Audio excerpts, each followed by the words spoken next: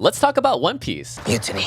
I know what you're thinking. My name is Satumi, and I watch a lot of live-action adaptations. Some that were good, for the wrong reasons, and some that are pretty bad. There are also some that are actually good. It's still pretty rare, but it happens. Now, One Piece is one of the most popular animes and mangas ever, and also the most profitable. And naturally, that would lead to a live-action adaptation because it's honestly free money for the creators.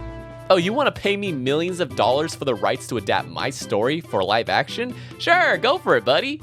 Oh, it turned out bad? Well, that's not my problem. Go buy my manga then. Now, obviously, that's a simplification. There's obviously a lot of meetings with C-suite executives and other companies to facilitate these deals. But ultimately, it's a great way to make money, especially if they can convince Hollywood to buy the rights for it and have them deal with the logistics of bringing anime to life so that they can get their return on investment. Now, specifically, I do want to highlight one Japanese producer because there's actually a trail. This is Tetsu Fujimura, the executive producer for your favorite live-action adaptations like Ghost in the Shell, Cowboy Bebop, and now One Piece. He is basically the guy that finds funding and gets the whole crew together. And he's probably the guy that convinced Oda to give Netflix the rights to a live-action adaptation. He could be the reason why this exists. I've met a few executive producers before. They're very good at sales. He hasn't had much success, but who knows? Maybe One Piece will be the one, because if that fails, then Naruto is So there are typically two types of live-action adaptations, one made by the Japanese and one made by Hollywood. On the Japanese side, adaptations can be faithful, a bit too faithful, but they also don't want to break Japanese societal norms. So most of the time, there's a lot of overacting, just like the anime, but their body language is quite reserved.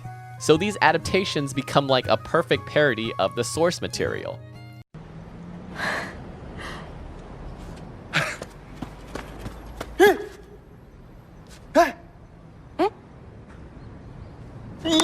It's very cringe, but that's what makes it fun. On the Hollywood side, they try to spice it up, which can lead to controversial choices because they want to maximize profits. So they follow whatever market research they have. They're not trying to appeal to fans because the fans will watch it regardless, despite how much they might hate it. They want the general audience. I mean, let's be honest. Scarlett Johansson probably never watched Ghost in the Shell before she was casted. She was casted because she was Black Widow in Marvel. That's also one of the reasons why they take these Japanese characters and make them white, because the general audience in America is typically white. So now we get to Netflix, and they have an interesting relationship with anime. They really want to double down on this market because one, it's international, so it's probably cheaper to obtain content, and two, they need more original content as other studios start their own streaming sites and pull their shows out of Netflix. Fast forward and we get to them creating live-action adaptations. They've had a lot of attempts, and on the Japanese side, they finally succeeded with Alice in Borderland. And I think on the Hollywood side, they will find success with One Piece.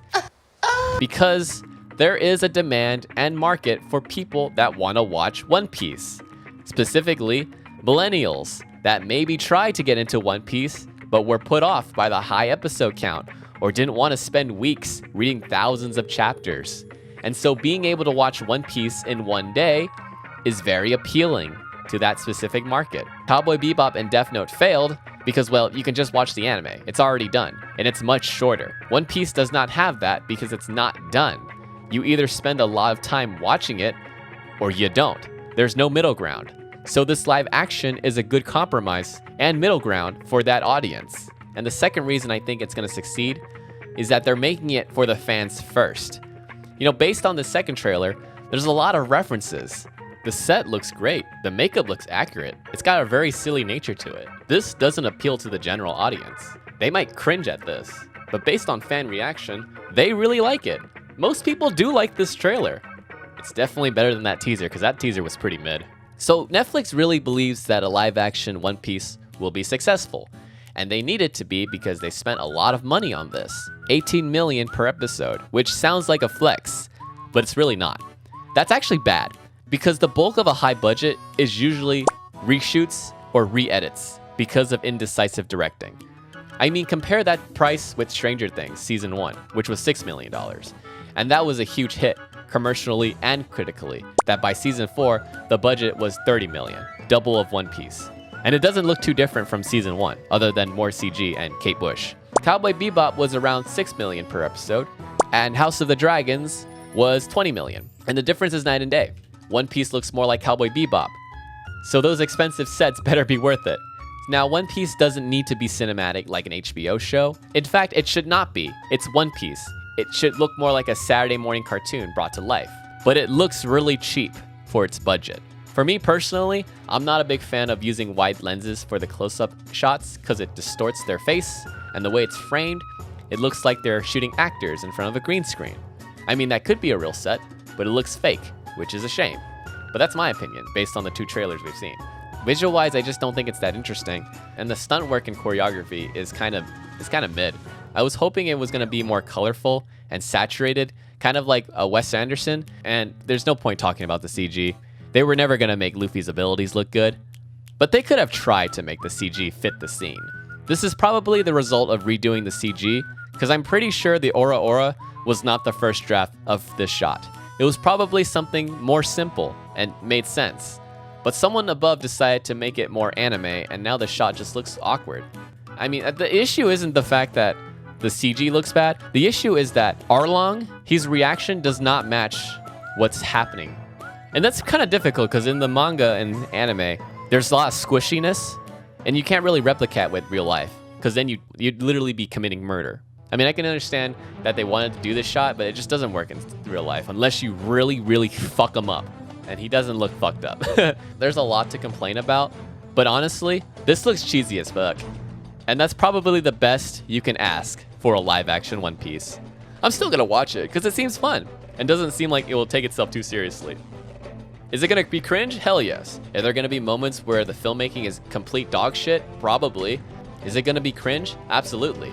Will this finally be the reason why I watch One Piece? Absolutely. And that's gonna piss people off, but that's the truth. I'm gonna watch One Piece for the first time, but it's live action. Oh no. But anyway, what did you think about this trailer? Are you going to watch Netflix's One Piece? If you like this video, please leave a like.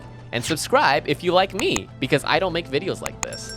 You know what? I think it'd be really funny if season 2 does get greenlit, that Nami just gets giant implants for no reason. Then they can truly be faithful to the anime. Anyways, I hope you have a good day. Okay, bye.